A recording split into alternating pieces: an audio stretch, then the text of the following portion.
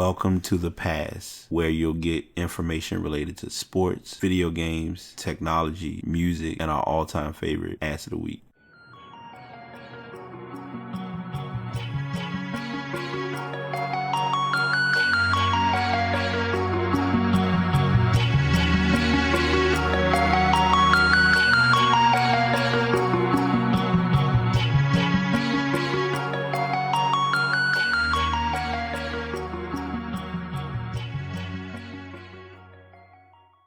What's going on, y'all? What's good?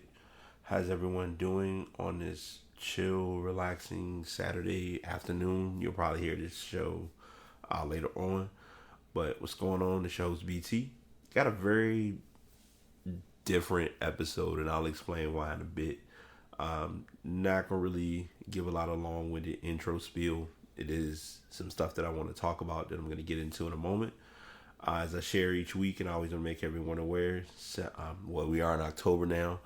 September was National Suicide Prevention Month, so be sure to keep in mind if you do need to reach out to someone, get some assistance with, you may feel like you're having a mental health issue, or there's just some help that you may need with something going on personally in your life, call 1-800-273-8255. That's for the Suicide Prevention Lifeline. And Peachy Clean RVA LLC. If you're looking to get your home clean or any business clean, reach out to Sherry Winston. Her number is 804-726-0366. Definitely give her a listen. Give her some love. Give her some business. Podcast Push. Random Observations with Ash. I've told y'all before numerous times, she's been a big reason for my show kind of pushing and being catapulted to where it is now, and I'm still working on more. Before I forget to share this, it's shocking but yet amazing. I now realize that people are actually listening to shows using their Apple Watch, so I'm kind of excited about that. But if you have the latest Apple update and you have the podcast app, check out a couple podcasts, and one here to definitely listen to is Random Observations with Ash. That link is in the show notes as well. She's also a co-host with Jazz on Soul Gab with Ash and Jazz. Definitely listen to their stories and breakdowns of a lot of big things that are in our society that we may or may not be open to talking about, but should get our attention towards. I also want to give a shout out to a old friend but a new kid on the podcast block, Vernetta. She is doing the show Miss Blog God, and she actually just did this episode 2. It was kind of like her breaking into the process, and I know for her it was kind of like that fear or worry or concern of if the show is going to be great, if it was going to be perfect. And I tell people this all the time: when it comes to recording, when it comes to editing, when it comes to doing the process, you're going to have stumbles. You're going to have bumps in your recording. Just flow with it and let it be you, and let it be authentic. And I think sometimes being authentic and organic is a tall order. But from listening to her show, I was kind of in a chill state early this morning, and I happened to take time and listen to it. So check her out. I did share her Stitcher link, which I'm trying to get more Stitcher exposure, because I've learned not everyone has the same options of platforms to listen to podcasts. So I do have the Stitcher link, but if you look up Miss Blog God on Google, most of her social media will come up for the podcast. And also Tiara Henderson, if you're looking to get assistance, she is a notary here in Virginia, or Richmond, Virginia. I believe she's looking to get notary in another state, doing quite a bit of business locally and across I'm guessing trying to get the East Coast on lock. So I'm definitely all for seeing success in that. Finally, before I go into the big part that I really want to talk about, I did get connected with someone who I need to reach out to soon. Her name is Maggie Love, or Maggie Love Live. She does a show called Get Lifted Radio. It is on Sundays, recorded on Sundays at 3 p.m. If you want to check that out, get some good music, get some good tunes, build a vibe, build a flow. Definitely recommend checking that out. I'm gonna work on doing some networking because I've been in and out of the networking scene a little bit this week, but not intentionally, and it's just been life. So I'm not gonna really give too intense of a discussion on that. But check her out. Definitely, show love and show support. October, as many of you may or may not be aware, this is so October has many awarenesses: infant loss awareness, breast cancer awareness. That's another one. I want to say MS. I might be shooting in the wrong gym, but there are quite a few awarenesses that occurred in October. Many of you have heard me talk about it last year a little, but I'll bring it more to light again. October for me is always a close month because it's Domestic Violence Awareness Month. So what I've done and what I'm going to be doing from here on out, I have two numbers, or I have a number and I have an option, because on the website, by nature, we are always told to give a call to a number. Well, we're now in an era where you may be around someone and can't really be on the phone to get help. So they are giving an option. So their number is 1-800-799-SAFE. That number again is 1-800-799-7233 or SAFE. They also have the option of the availability to do chat. So if you want to chat with them, you can just open up the website. At the top of the page, it has chat now, and you'll be speaking with someone to get help and get assistance you need. And they're available 24 hours a day, 7 days a week, 365 days a year, 366 if you're in a leap year. So don't skip over or ignore the help or the assistance that's available, because I think it's important to us as people to get assistance in whatever way we can. I've been indifferent about where and how to do some of these stories this week, but I realized that one story just broke today, and I wanted to get that. That story kind of got bumped to the front, but the next story following, I really want to give my personal attention to, and I'll explain why in a bit. So if you are or aren't aware, with sports, it's well known and it's pretty obvious that you'll never see a sport get what's known as the perfect call or the perfect gameplay. And I'm going to be 100% honest. I'm at a stage, or I'm at a point where I'm okay with that. Last week, there was a game between the Cleveland Browns and the Oakland Raiders that ended up going into overtime, and the Browns ended up losing that game, and it gave the Raiders their first victory this season. Well, Kevin Seifert with NFL Nation, part of ESPN, wrote an article about the NFL being admitting to an errant whistle that ended up causing the Browns, based on a recovered fumble. So the NFL acknowledged Friday that an errant whistle caused the Cleveland Browns a fumble recovery and a 45-42 overtime loss to the Raiders on Sunday. The play, one of several controversial calls in the game, occurred with 6 minutes 39 seconds remaining in regulation. Raiders quarterback Derek Carr lost control of the ball after Browns pass rushers Myles Garrett and Genard Avery hit him at the Oakland 38-yard line. Garrett recovered and began a return towards the end zone. Walt Anderson stepped in, ruling that a whistle had blown before the fumble because Carr's forward progress had stopped. Anderson ruled the play as a sack, and the Raiders punted on fourth down. In a weekly video review released on Twitter, NFL Senior Vice President of Officiating Al Rivera said, "We rule the passer stopped for forward progress, and we kill the play. This is not forward progress. Obviously, this is a fumble. We should not have blown the whistle. By NFL rule, Anderson's call was not reviewable. The Browns were also on the short end of another controversial ruling late in the game. Riverion's decision to reverse a key first down measurement with a minute and 38 left in regulation.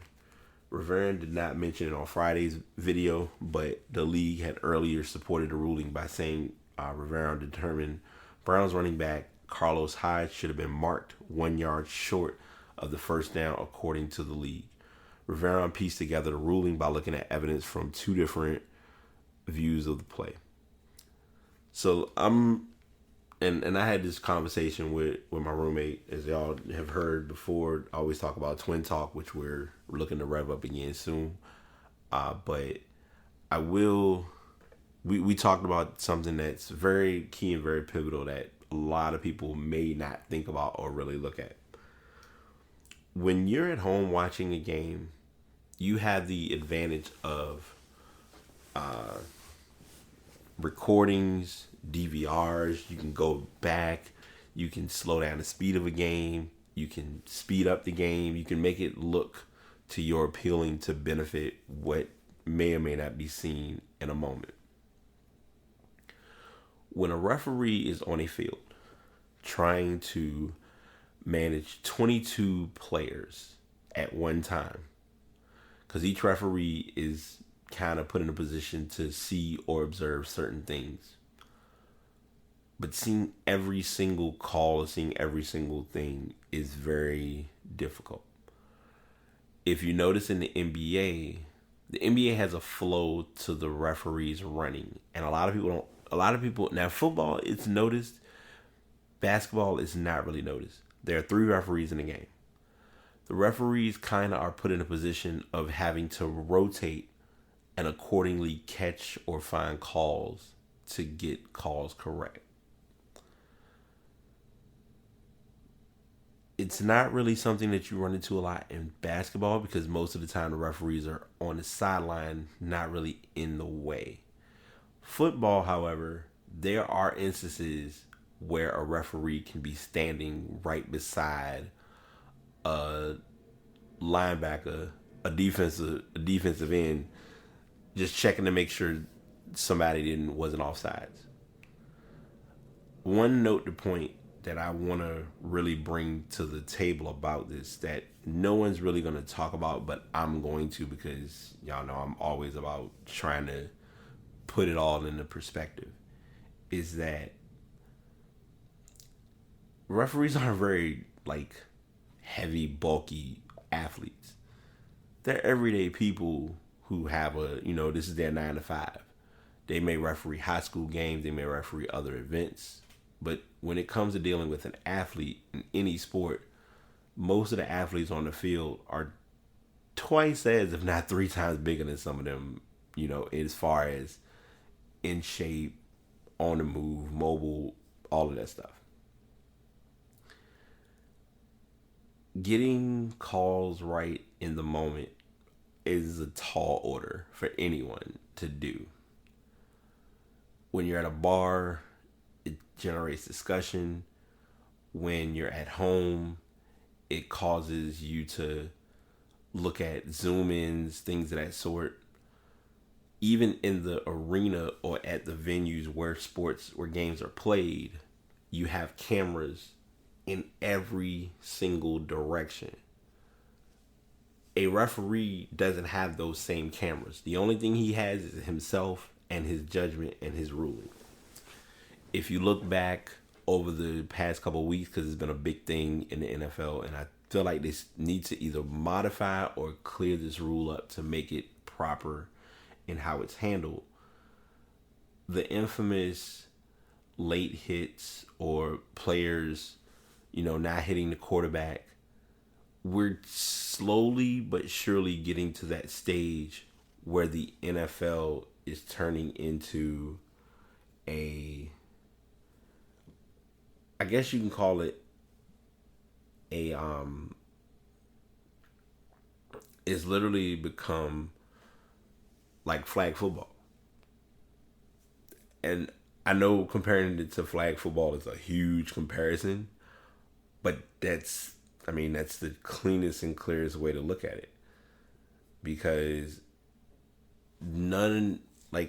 none of it's really gonna be put in the right manner of trying to get, as I call it, the right call, because some calls you're just not going to be able to see, even if you wanted to try to see them or catch it, from the right angle.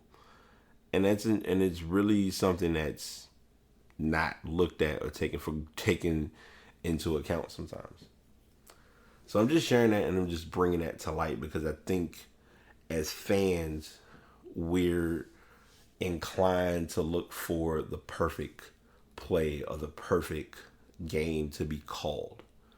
But in most instances, and in the genuine, realistic status quo, it's rarely, if at all, going to be done like that. I realized as I'm doing my notes, I guess I was kind of in a rush, but not in a rush. I have my information up for, because I tell you all the time, I always am recording, getting everything prepped and set up.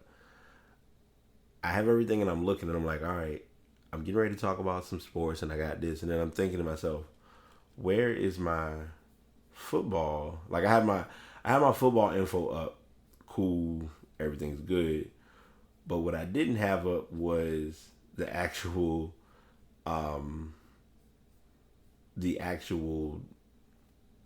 weekly picks, because normally I'm always getting everybody to make you aware of what picks I chose and who's playing and things of that nature.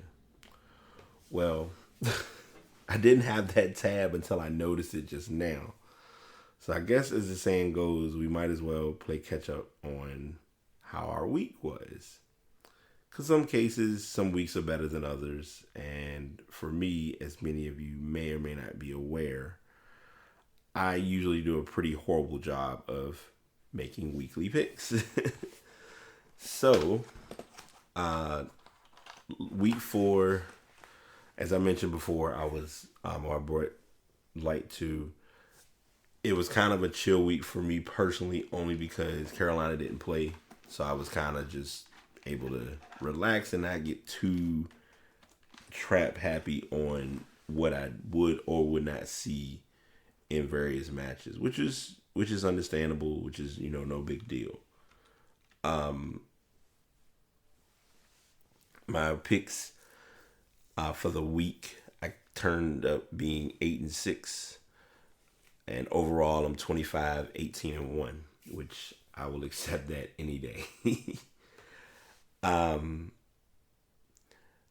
Looking at some of the matches, I was really thinking that the Browns had a shot. Don't know what was going on with that particular pick.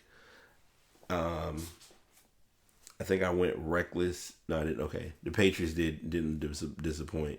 And of course, I just talked about the Browns matchup. Saints did what they needed to do. The Steelers Ravens games are always you're not really sure.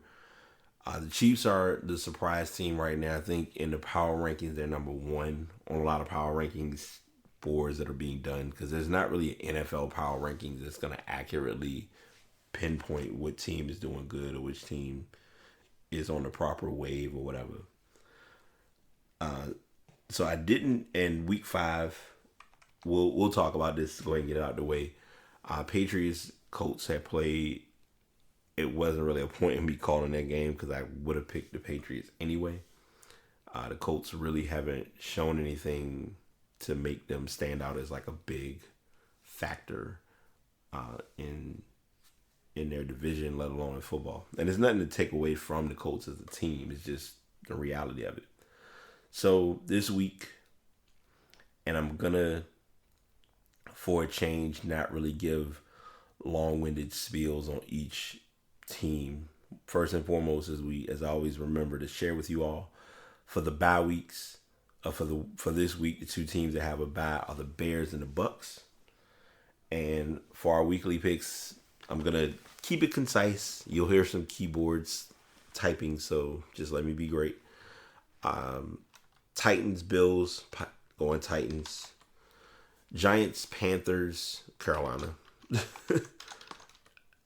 And Dolphins, Bengals. This is going to be a tough one. Gonna go Dolphins on the road. Ravens, Cleveland. Ravens are looking good this year. That's enough said. Green Bay, Detroit. Still gonna go Green Bay. Jacksonville, Kansas City. Possible game of the week as well. Hot streak continues on the road. At home. Chiefs close. Denver Jets. I'm sorry, Broncos Jets. Don't be mad, because it always happens. Jets. Falcons Pittsburgh. Conflict of interest for personal reasons. Don't want to surprise anyone. I'm going to try it again and always have to learn from my mistakes. Steelers. 4:00 games. We have Raiders at Chargers. Vikings at Eagles. Arizona and San Fran, weird game because both teams are not playing good. I'm going to go 49ers. Rams at Seahawks. Someone stated that this was could be an upset match. I don't believe it. Going Rams. Fool me once, I'll learn to never make the mistake again. Dallas at Houston. Battle of the Texas battle, or Texas two-step. Cowboys. And I'm sorry, that's the late night game for Sunday. And then the Monday night matchup, Washington, New Orleans. Really am surprising myself to do this, since I already didn't do it for the Falcons, but I'm picking the Saints. So those are my picks. As Sunday progresses, since I'm off, I will be definitely watching matches or watching scores and fussing and probably tweeting as the games continue. All right. So I've talked about this a lot more frequently lately, but I'm going to bring it to light on my podcast, and I still am working to get this gathering accomplished somehow. Don't know yet, but Black men and women and mental health is a big deal. Now, I'm not saying that this applies in this regard on that level, but it's something, and mental health period is very unnoticed, or it's treated very lightly. I'll put it like that. So the Carolina Panthers are aware of this and are making a decision to do something that I think more teams may work on doing if they have not done so, and it's just not a public based story. They invested in a mental health for players. This article was written by Jordan Rodrigue. They give a story about Torrey Smith and what was going on with him as far as his life and his routine. And then they kind of go into the breakdown of most NFL teams have a dozen doctors and athletic trainers to aid with every bruise, cut, sprain, or break.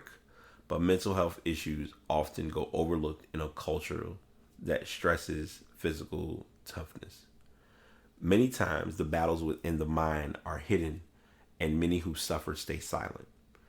We are often told as young men that it's weak to cry, Torrey said. It's weak to show emotion and to just get over it. As men, it's something where we don't like to talk to people about our issues because we come off as insecure or weak. And it's actually the furthest thing from the truth. The Carolina Panthers want to change the culture within the franchise. After the team was purchased by billionaire David Tepper this summer, and the organization began making personnel decisions, many, including head coach Ron Rivera, advocated for more mental health support for players. So Carolina made an investment in that area. The Panthers hired Tish Guerin, who's 35, as their director of player wellness, making her one of the first in-house psychological clinicians in the NFL.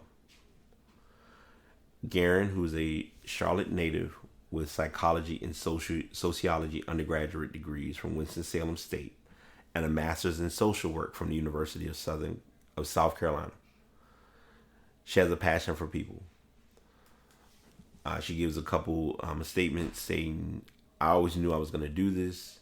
I didn't know in what capacity, but I knew that I was going to be working with people. I hope that everyone will see the benefit of having someone full-time on staff who the players can use as a resource. The hope is that you'll see fewer issues or recurrences off the field. The hope is that anything that could have been taking them out of their head for the game will be gone because they're talking to someone about it and working through it. My hope is that I'll be overutilized. Guerin pitched the idea of an NFL team creating a position for an in-house clinician 2 years ago to a contact in the NFL at the NFLPA. Teams usually hire out contractors with private practices, but Guerin thought having someone within the franchise would create more trust with players.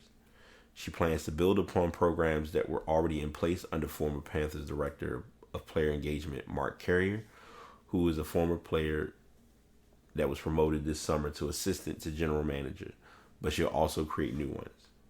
She says she wants to foster an environment that's open to being open and a culture that normalizes mental health check-ins as routinely as player physicals. And there's more information. This is a very good article, and it brings something to light that a lot of people don't want to address. And I'm saying it on the podcast, and I'm saying this as a general statement, as if I was to see someone in public to say it. If you need help, get help. Yes, that's easier said than done. Yes, you have to have someone to have your back and support you in knowing the acknowledgement of needing help is beneficial. But you have to take steps. And you have to be willing to know that any step is better than just sitting and trying to deal with it like everything's good. I speak on this from a personal standpoint because I was having a conversation with someone a couple of days ago and I needed to accept it myself. I'm working to get help on myself, my future, my plans, why I've become the way I have, what's gotten me to the point that I'm at, just trying to put a routine and put a process in place. Luckily, it's one of those things of being willing to kind of work through it and just know that it's for the better cause. So I'm glad this article was written, but most of all, I'm glad that Carolina sees to bring light to something that the NFL probably hasn't really thought to look at in all this time. And that's okay. Like, it's not the NFL's fault because, not to be petty or point fingers, they're still trying to get things together with the national anthem. And I always joke about that, but it's realistically like you have to try to put out fires as best you can. But this is a fire that it's better to deal with now, because when you get players who are in the league for a long period of time, dealing with CTE, dealing with concussions, dealing with, different things going on, you want to make sure that nothing gets you to that point. Because I know in basketball, more players have come out about their mental health or mental illnesses than expected, because there is this uncertainty, because a lot of it comes down to being labeled.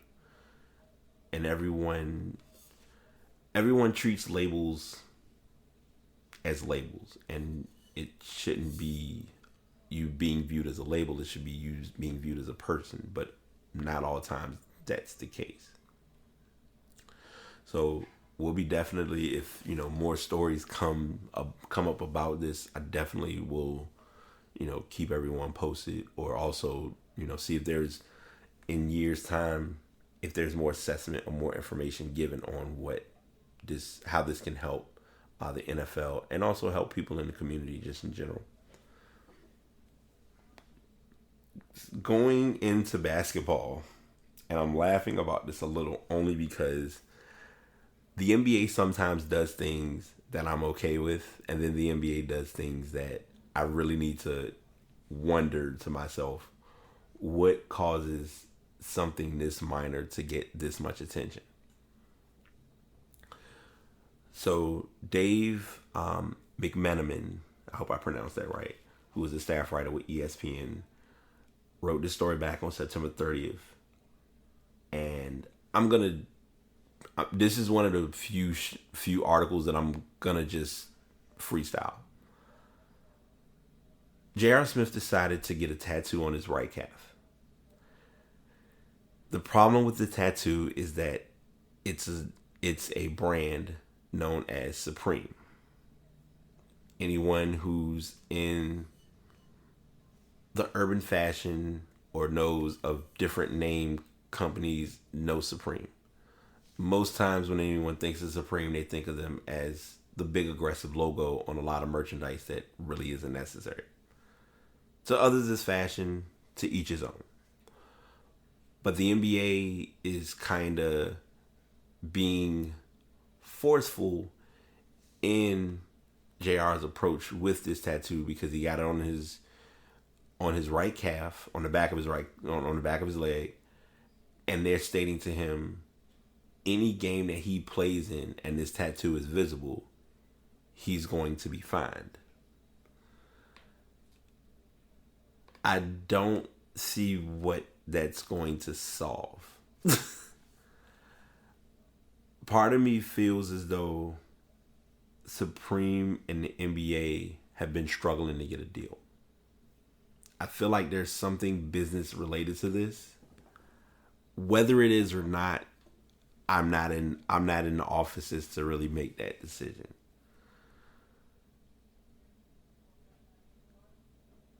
They bring up a previous situation where Iman Shumpert, who is still in the NBA, had an Adidas logo shaved in his head.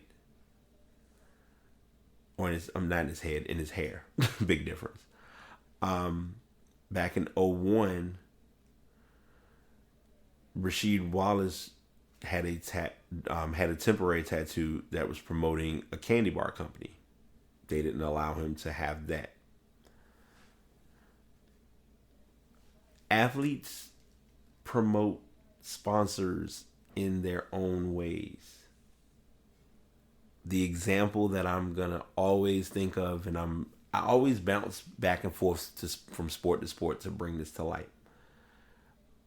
The first one that always comes to mind for me is the NFL. The NFL, many people may or may not know this, but the NFL's, I think, headphone sponsor is Bose. Well, there was one time in the NFL where a lot of players wore Beats. If my memory serves me correct, players in the NFL still wear Beats. Pre-game, practice, post-game, etc. The NFL tried to be forceful with the Beats process, but they also realized you can't stop a person from listening to what they want to listen to with their devices that they paid for thanks to the money that you provided them to play this sport. A different scenario, I know, but in the same token, in J.R. Smith's case, if he's sponsored by Supreme and this is his way of presenting his apparel, where's the big fuss? I believe it was the year Cleveland won the championship or probably the following year. J.R. Smith wore, a lot of players in the NBA wear the compression sleeves, and one of the sleeves he had the Supreme logo on it. And of course, we're in a social media era where once something is seen, it's raving and gaining the attention. And the attention came from this, which they show in this in this article that he did have, the shooting sleeve during the game. And he also confirms in this article that he's not paid. So I'm guessing I need to go ahead and be clear in saying is that Smith claims he was not compensated for getting the Supreme tattoo. It's, people were like, are they paying you for it? He said no. So they were like, what are you doing it for? Smith told Complex that that's who I am. That's why I am who I am. It worked out. However, back in March, Smith posted 2 photos to Instagram showing him modeling clothing from every NBA team's logo affixed on the jersey and shorts he was wearing. The outfit was produced as a collaboration between Supreme and Nike. I'm going to leave it at that. And the only reason I'm leaving it at that is because the NBA sponsor is Nike. So just work with that one and let that marinate to be what it is. This next story I've kept up with. I've not wanted to talk about off and on, but it's a story that has arisen or been a bit resurrected in a sense, as far as this case, despite how many years ago this happened, there was no resolution placed to it at the time. And now it looks like things are finally starting to get processed to get this fixed. So the Associated Press was able to confirm that the ex-wife of Lorenzen Wright is mentally competent to stand trial. Cheryl Wright is her name.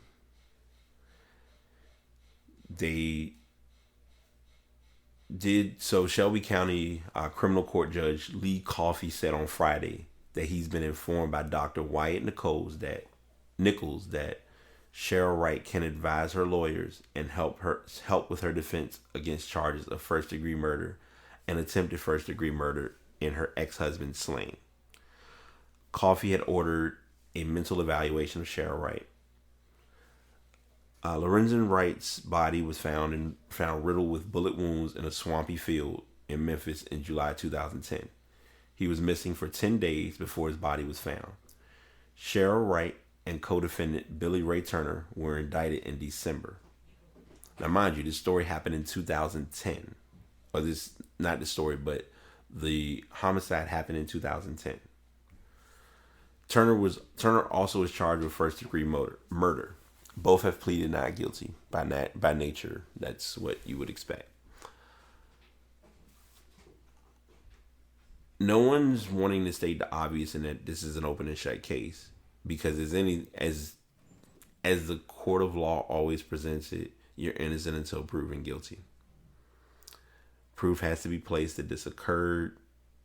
We're in the trenches of that now, in a sense. I think what makes this whole case of this whole situation tough is money was involved.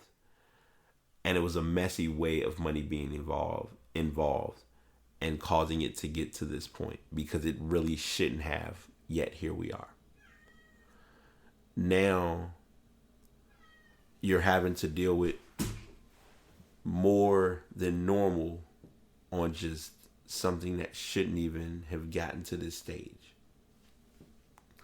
I'm not here to be a legal analyst. I'm not here to make something super simple be complex. But I just hope justice is served. Bottom line. That's my main focal point out of this whole situation. So that is everything in sports. We will be capped on sports today. I was thinking maybe we had another sports story, but those are all the sports topics I have this week. Going into stuff, I have a bit of a massive tech talk to get to and some music session we're gonna really have a good old time talking about.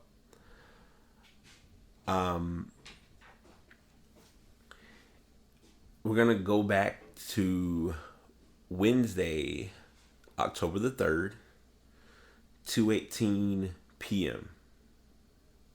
Some arrived at 2:20 p.m. And it was ironic because I was at work when this occurred.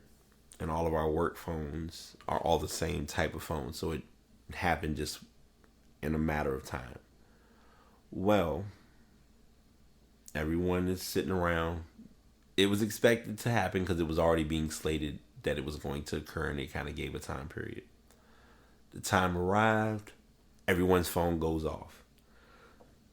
Now, I want to emphasize, because a lot of people are writing these articles and it needs to be clear.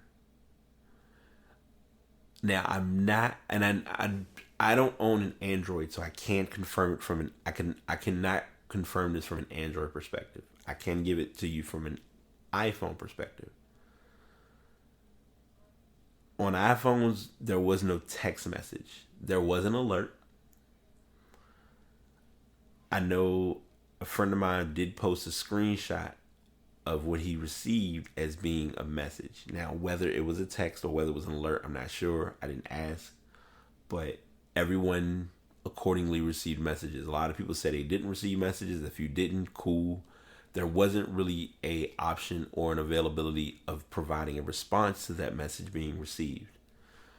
I'm talking about the message, but obviously everyone is like, what message are we talking about? The nation received a message from the president.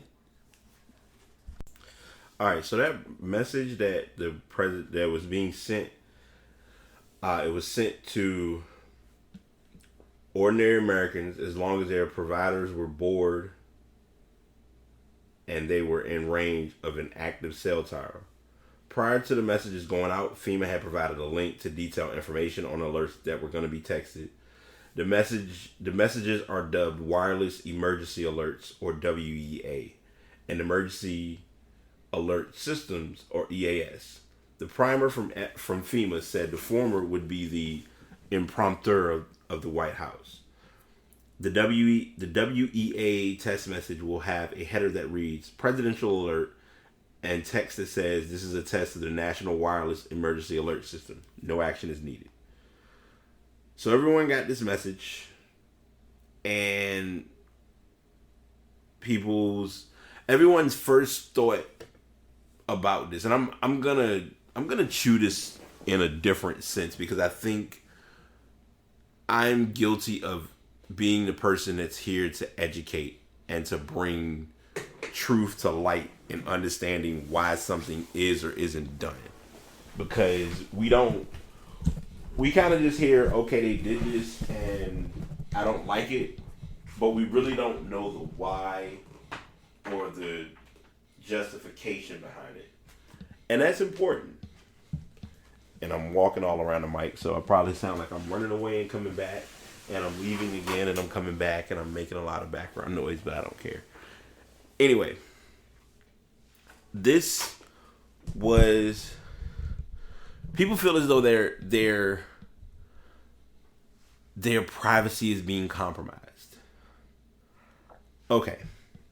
So I'm here to let everyone know that if you're using a cell phone on a on a wireless network that's in a public area, you're exposing your information. If you think that any messages that may or may not be sent can't be seen, chances are they can be if the proper research or energy is put towards trying to find something. But that's all in hindsight of how far someone is or is not willing to go. That's the fluff and stuff of what level are you willing to take it to. Not everyone does it. I get it.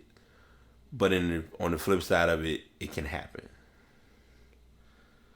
So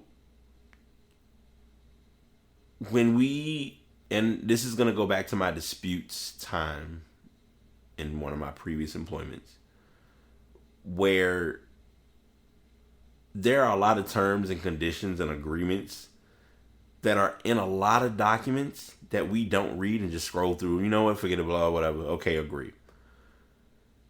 You, in some cases, can be subject to receiving messages or alerts at a moments of a discretion. Now, whether that says it or not in some disclaimers, I personally can't attest to that on my end.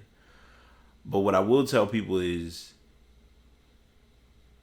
if the messages are being sent and it could be something that could help you in the event of a hurricane, a wildfire, whatever the case may be, it may not be the worst thing in the world. Granted, I think a lot of people are looking at it because it's being done on Trump's dime or Trump's watch, which already generates the quote unquote backlash and the annoyance in itself. And I 100% get it. I'm not downplaying any of the discussion, putting that factor into the equation. But even beyond that, we get messages in other capacities all the time on our phones, and we don't make a big scene. Facebook has a lot of your information, and you may like the thing that's weird and crazy, because I'm using Facebook as an example to look at this, because you really need to understand. Some people have deactivated Facebook accounts, or some people have closed down and actually are never looking to get back on Facebook ever again. But if your information is still there, what's to say that it's not readily accessible and or available at any point? And personally, I think that's something that we ignore or don't look at sometimes. I'm not here to justify what's being done as being right, because it's not.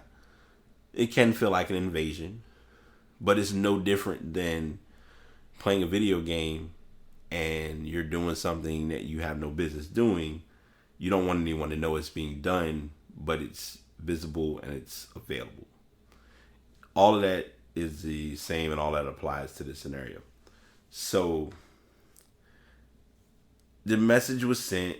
It was done is done. Let's see. The article then goes on.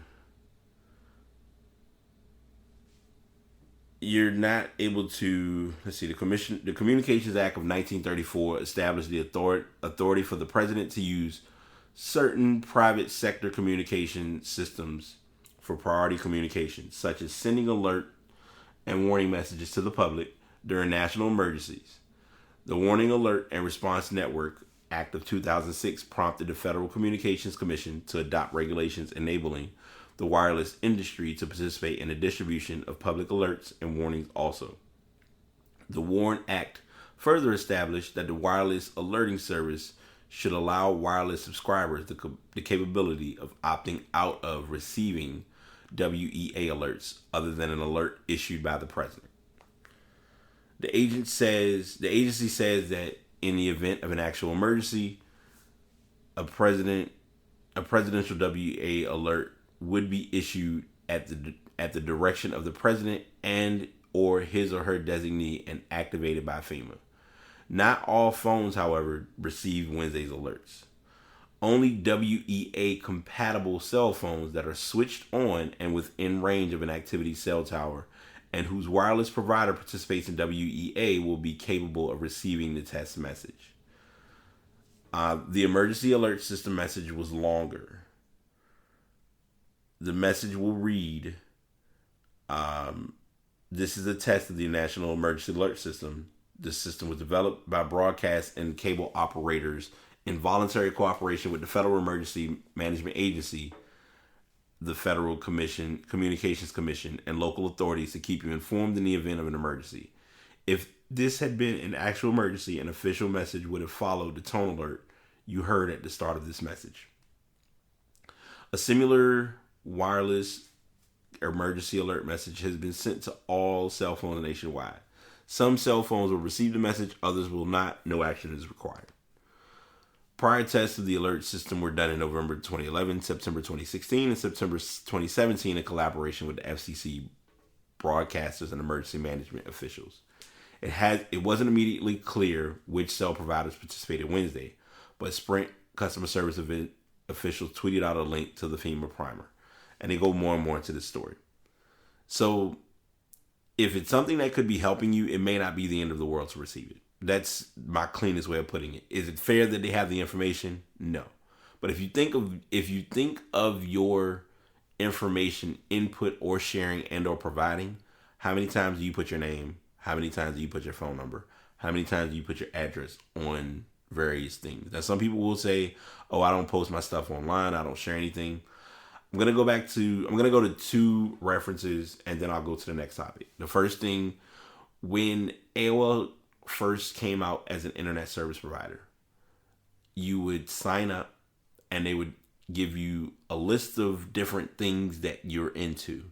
And you're just checking boxes. Oh, I like this, I like this, I like this, I like this.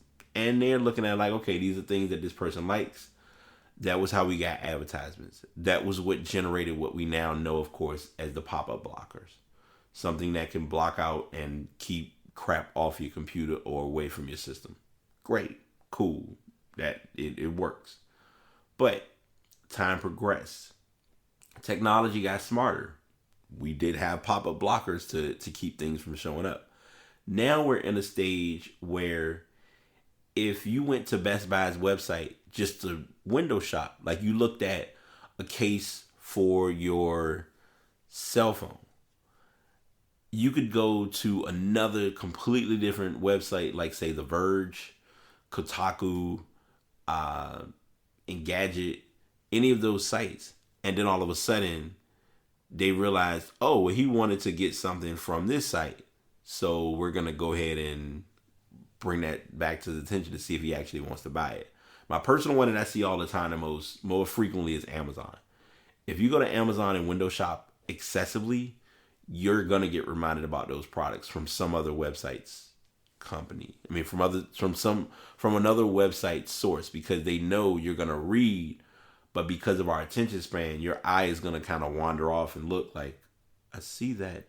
Is that something that I want to do? Is that something I'm interested in? So it's just something to look at and something to think about. So the next article was written by Stephen Etienne with The Verge. And this is going to be a definite freestyle article. I'm going to go ahead and tell you that right now. It is October the 5th. October the 6th, 2018. Back in 2015 and most of 2016, majority of my listening music was done through MP3 files, through streaming services such as Pandora, which were random stations, 181 FM, digitally imported, radio tunes, etc., etc. Streaming became something that I was uncertain about. I got introduced to Apple Music. If you've been following the podcast, I did a review on Apple Music when I first got the subscription. I had a trial period to kind of just test it out. Liked it. I stuck with it. Had Apple Music for about a year and a half. I was looking for something new, but I still, was wanting to kind of see if I was going to give Apple Music a chance. Someone introduced me, well, not someone, let me be correct. As I mentioned in the podcast earlier, Ashley introduced me. That's kind of been my musical connect. I always talk about her on the podcast anyway. Ashley brought to my attention about Spotify. I had Spotify. I didn't really use Spotify because I didn't know much about how Spotify worked or where it was going. So I rock with Spotify. I did Spotify. I'm in the midst of my 3-month premium. And I'm likely going to keep the $9.99 subscription because I personally like Spotify's process. It works for how I listen to music. So I'm cool. You cool, I'm cool, we great. Perfect. So now we're in that conundrum of music options because a lot of people listen to music between, like, you have Tidal. I'm not, let me forewarn, I have nothing against Tidal whatsoever. Tidal is a great program. I just don't use Tidal. Tidal gets exclusives in its own right. Great, cool. So now that I've worked both interfaces, what's my personal verdict? My personal verdict is streaming music, your goal is to get all your music. Spotify is able to get all music, but Spotify limits itself in certain regards. And I'm going to be transparent on both sides of this and why I say this. Now, this is just one example, but there may be other artists that this applies with. Jay-Z, you're not going to find some of his newer albums on Spotify. Legalities, things of that nature. Flipping it to iTunes, you don't get as good of, or Apple Music, you don't get as good of a flourish in finding new artists or new, like, those artists that have music coming that you have no idea who they are, but it could be something that may spark your interest and introduce you to other new songs. I didn't really get that a lot with iTunes from the time of me listening to it.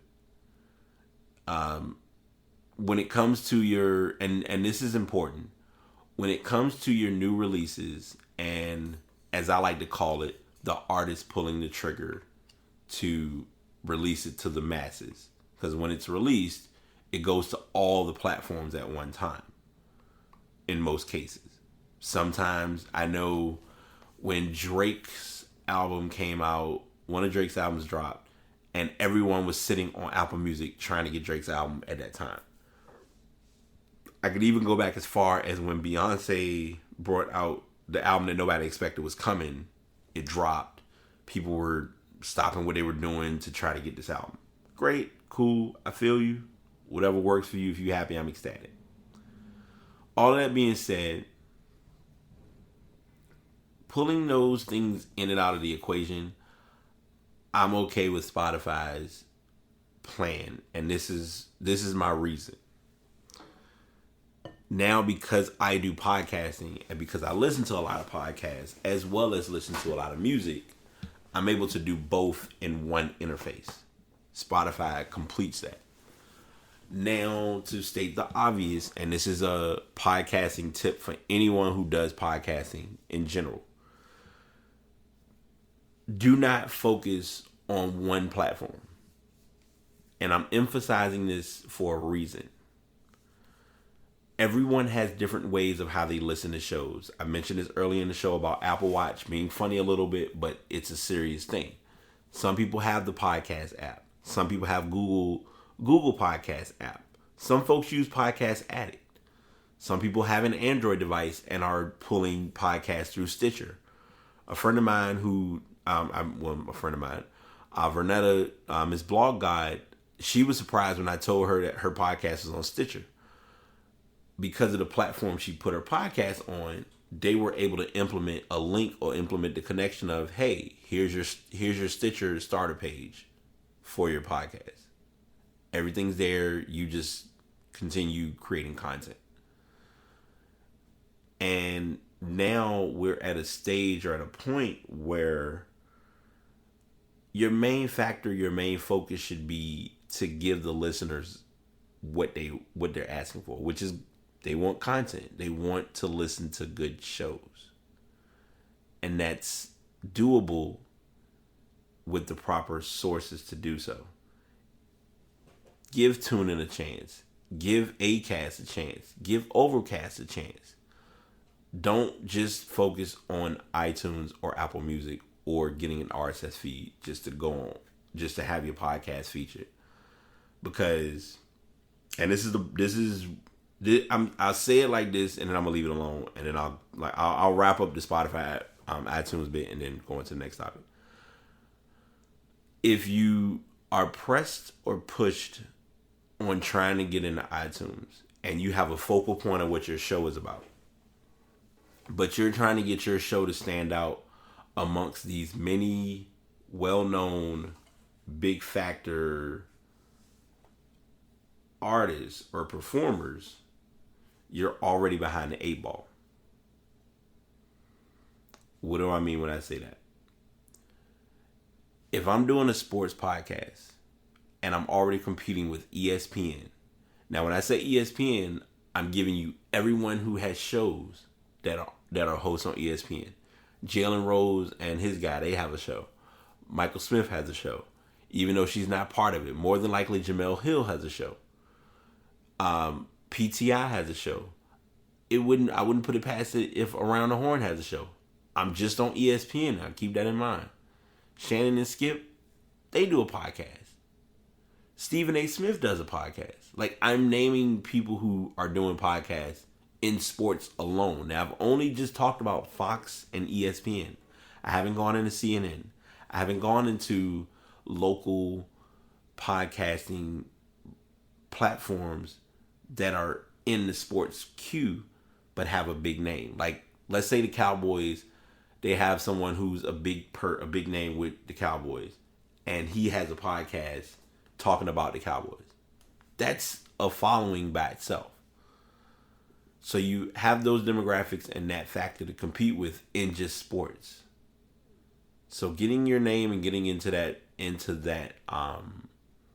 standing out platform, you've got to, and a lot of it requires the grind and requires the effort to show that you want to stand out amongst the rest.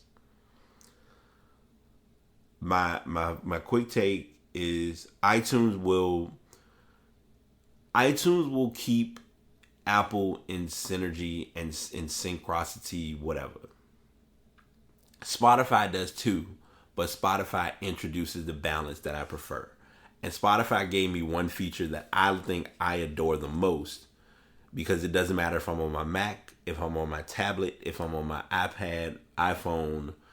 Shoot, I could even be on my iPod and do it.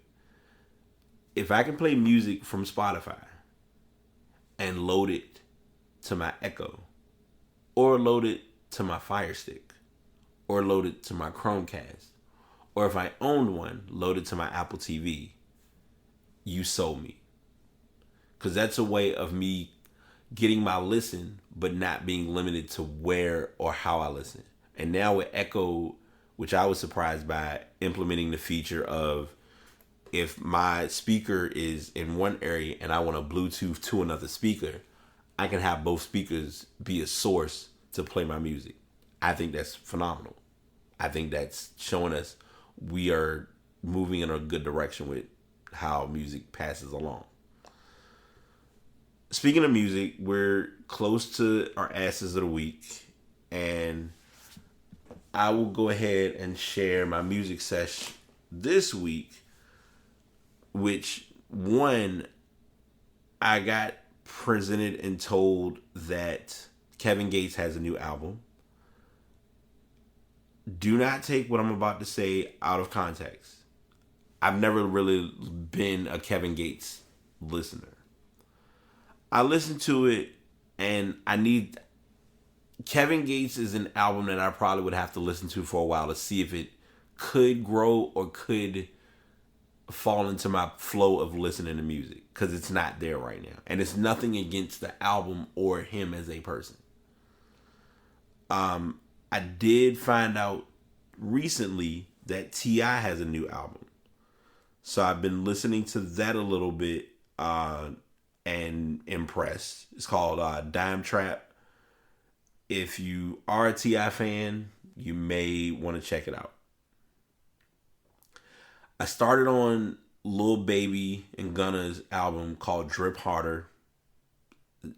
Jury's still out for me on that one.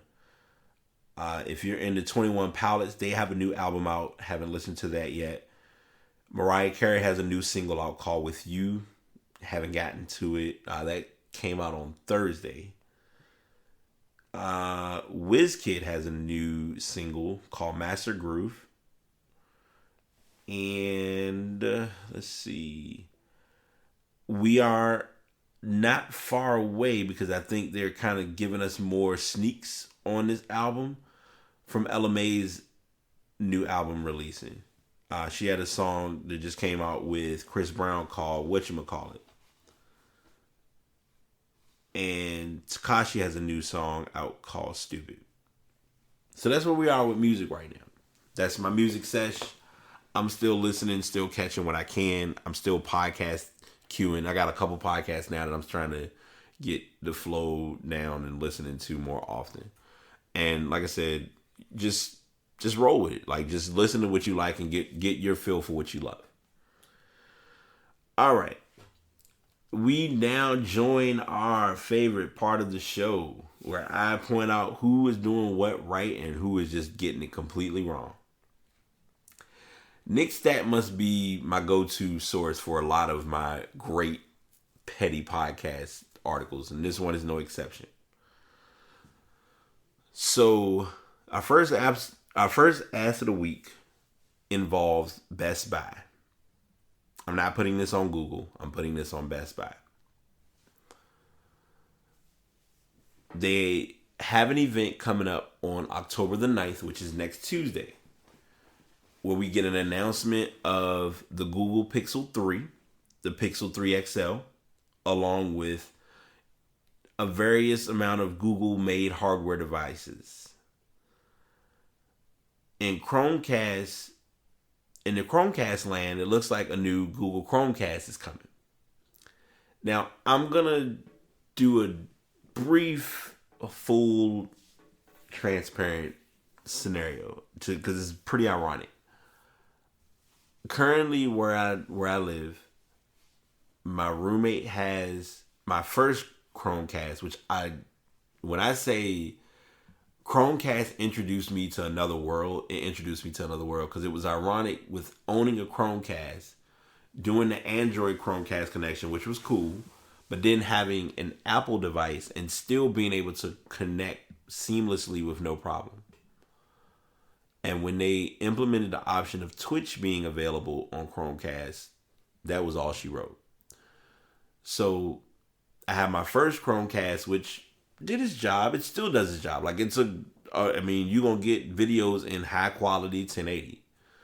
Well, the newer Chromecast came out that was supposed to push stuff in 4K. It's supposed to have a better connection. Use that Chromecast. That's on our main TV. I like it. I don't have a bad vibe or a bad hope with that particular Chromecast. So the newer one, there has to be something big that's going to stand out about it, which we'll likely hear about at the event. So Brian, all of that's great. Why is this ass of the week? It looks like the newer Chromecast was leaked in an embarrassing fashion by Best Buy. They sold the product to a customer who picked it up off the shelf. The customer posted a picture of the product and an account of the story on Reddit. Their name was Grove Street Homie. It didn't even show up on Best Buy's system, but the cashier rang up the product under a listing for an older Chromecast. They're still going to have the third generation Chromecast replacing the 2015 model, which this is not bad. I mean, because you look at it as it's considerably outdated, but it's really not. It's been outdated by the 4K equipped Chromecast Ultra 2 years ago. Still, the surprises for Google's next event next month have all but evaporated, considering the Pixel 3 and Pixel 3 XL have been extensively leaked over the course of the last 2 months. And now we can check a new Chromecast off the list. So we'll just be waiting for those products to be coming soon and be a big talk. But in the meantime, it was ironic that story did already get shared inadvertently. And this story actually looks like it just broke, so I'll share it now.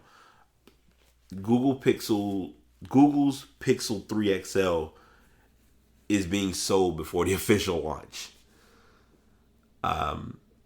Tying into what we talked about already, the story has unveiled, and I mean, you might as well, I'll make this an Ass of the Week honorable mention as well. A Hong Kong retailer has already begun to sell the device. It appears to be the real thing. The phone has been thoroughly leaked in the lead up to the launch, showing off the screen, colors, wireless charging abilities, cameras, and more. The device he had in his hand matches up with the leaks that were seen. The Google 3 XL in question has a 6.3 inch screen, 128 gigs of space, and that the screen looks good on a sunny day. The video also runs through the phone's gestures and some of the specs. It uses a Qualcomm Snapdragon 845 chipset and only has 4 gigs of RAM. He speculates that there might be a higher end version with a bit more, and a 3732 mAh battery. The Pixel event will be on October 9th, and that's going to start at 11 a.m. So I probably will be getting a lot of social info on that and be bringing that to everyone's attention. So there's that story. And then we have this beautiful, remarkable Ass of the Week, which I still have my creepy thoughts about.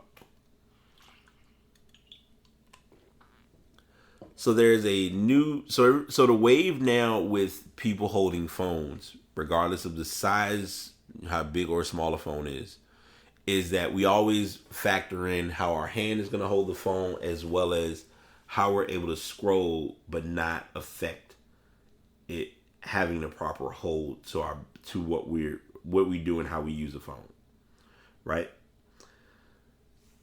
Well, there's a option now where it's a finger attachment that lets your phone touch you back.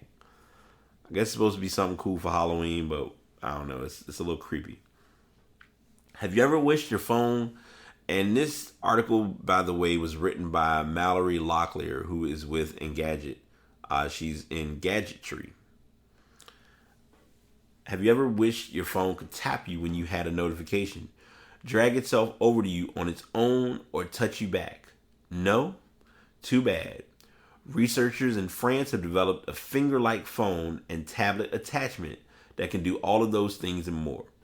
Called MobiLim, it's made up of 5 servo motors, an Arduino microcontroller, and a sensor. And it can do a number of unsettling things that are straight out of nightmares. In the spirit of human augmentation, which aims at overcoming human body limitations by using robotic devices, our approach aims at overcoming mobile device limitations, static, passive, motionless, by using a robotic limb. Mark Teissier, one of the researchers behind MobiLim, writes on his website. And to be fair, MobiLim actually has some rather useful capabilities. On the less creepy side, MobiLim can be used to prop up a phone when you're watching a video, control phone settings, and provide an additional way to grip your device. But on the extra creepy side, it can caress your arm as you hold your phone or be dressed to look like a human finger. While there are some clear benefits to using MobiLim, if you're like me, the unnerving autonomous finger would likely make you never want to touch your phone again. But maybe that's not the worst thing these days. And they have a video that kind of explains how this works, or gives a visual of the device working for you.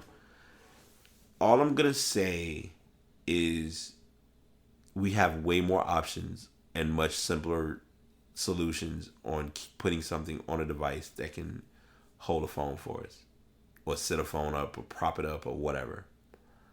But this, I don't need it. I'm glad this is coming out, but I'm glad there's no price, because I feel like someone would buy it, or someone has probably done a Kickstarter for it. I would not put it past them if they did. Alright, so this is the MobiLim device. They give you kind of all these pictures. It will be presented at UIST 2018 31st. Okay. So, yeah. I'm not here for it. But it might work. I don't know. If it works, it works. So those are all of the topics I have this week. I hope everyone is working with me on being patient with the show. Next week, because someone brought it to my attention and I need to be on my shit, we're going to talk about baseball. I'm going to surprise myself talking about baseball. I'm going to give a little bit of hockey. Get some scores. Oh, I didn't put this as a tab, and I had it in my notebook, so I'll talk about it now. Preseason for the NBA has gotten going. There have been games being played left and right, and here I am saying, when I said earlier, I'm not going to be talking about sports, but yet we close with sports. Basketball is back. Preseason is here. I'm not getting joyed or excited yet, only because number one, Golden State would have to do something stupid and not win again this year. I feel like other teams are going to make them work to win. A lot of people don't think the Lakers have what it takes. Looking at the lineups and a lot of teams that are coming together, a lot of people are kind of seeing the Carmelo Harden Paul mix working out pretty good. I will come clean in telling you all that LeBron being in LA is going to be a circus as far as media wise. They're going to talk about it as much as they can. Dallas is showing us that it just might be that time with Dallas passing the torch, because Dirk was a great player. Dirk is one of the best international players we've seen play the game. I'm not saying the best, but one of. And I think Luka Doncic will be fine. I think he's in a position where he has to show that he shouldn't have been picked where he was, or he shouldn't have had to go through what he went through. I have not taken a chance yet to see Trae Young as well as Justin Jackson Jr. As far as how they look. Miles Bridges had a good show out. I feel like Miles Bridges was ready for the NBA last year, but I think this year he made the right decision staying a year and then coming out in the NBA. Charlotte's going to use him well. I feel like he's going to get a good minutes production, a good balance of minutes production with them. There was a story that came up about Kyrie as far as him looking to re-sign with Boston, which I think is not surprising. But also, there's a rumor that him and Anthony Davis are talking, like Davis may want to go. If I'm Anthony Davis, I don't blame him, because I mean he's earned quite a bit of bread or will be earning quite a bit of money with New Orleans. But if he leaves, it's not the end of the world. So those are all the stories I have. Those are all the extra stories that I'm giving, kind of like the quick basketball overview. Continue to support, listen to the shows. These shows do come up each week. If you're looking to get into podcasting, I use Spreaker.com. It's been my go-to. I really have just kind of went with the if it ain't broke, don't fix it, because I know Anchor's out there. I've been sharing Anchor. I've talked about Anchor a lot. But as far as like uprooting and pushing everything over, I'm just not there right now. But that's where I'm at with the show as far as the podcast flow going. If you're looking to get into podcasting as far as for equipment, I'm telling y'all this in the closing because I really want people to understand this, because it's important.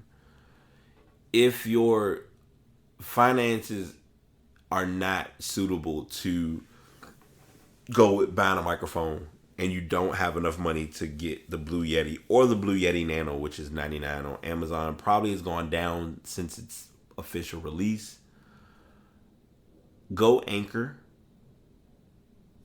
Do everything free. You don't need to buy a headset. You don't need to buy a microphone. You use your phone. If anything, just get good headphones that has a microphone that is very capable of picking up your voice. Many of you may or may not remember this, but a couple of months ago, there was a podcast I recorded using a headphone that had a microphone on it, and it worked just fine. So it's just you finding your niche and finding what can work to your advantage. But continue checking out the show. Intros and outros are thanks to Grimecraft. Those will be changed soon. I'm still working on some sound requests and some exposure, but I just want to make sure everyone is aware of that. But anywho, I'm out. I got some editing to do, and I got a lot of stuff going on today that I need to get done. So thanks for tuning in. Continue to be a positive inspiration on someone, especially yourself. Love you, care for you, make you first, because if you don't, everyone else is going to treat you just as what you deserve last. Take care. BT signing out. Peace. Thanks for tuning in. If you'd like to get any information specifically based on the shows, you can go to Spreaker.com/BriTapePodcast or go to www.passpodcast.com. On both of those options, you do have the information related to what topics were talked about, as well as the specific links related to that specific story. Thanks for tuning in. Until next time, the Paz signing out. でもそんなんじゃダメもうそんなんじゃほら心は進化するよもっともっとそんなんじゃダメもうそんなんじゃほら心は進化するよもっともっと